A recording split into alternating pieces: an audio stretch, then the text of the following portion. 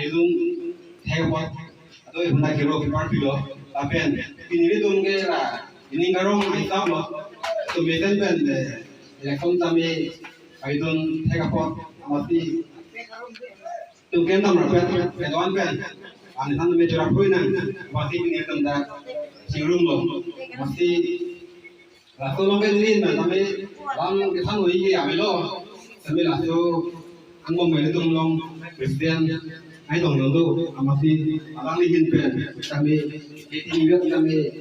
lama kan pernah di nomor di bawah.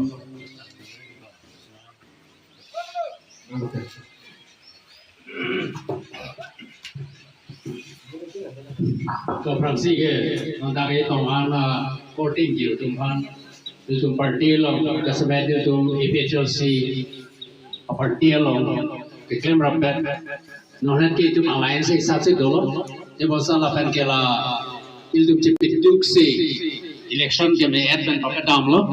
बस इन्हों ला result नंग ले लिया को इल्तुम के क्लेम चिपिटुक अतुमान चिंगवाई लो पिनी निंगारो मशीन लो इल्तुम आन यो मोमेंट्स का और थान वेट्स का चुरा पेट नंग बसिदा लियोन जार alangsun lo si aside ke select lo la si non dak si iल्तुम dompet lo, lapen itu kisi kita ka dua ta kicu di sablo non ke, kasi kicu jun apor tanang eli itu lo, kasi aprangsi ke parti hoi pen nang kadu e pan EPHLC akardo official lo. Kasi ke manol ke nang election vote itu Cipiduk nang li itu kau tu kita kamera pen yang si itu nona assessment ta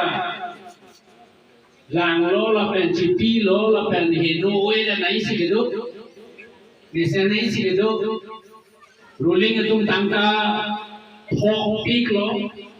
dia tu tiga PS lo si lang ini ke thom pere mimi yo la pohan lo pusita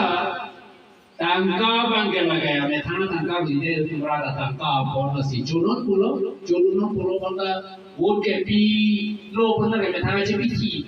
si mana pon vote bang pipi dan pon ruling numbe itu metana alliance party a candidate basi pinai kursi cipu pen kiani ake om tumba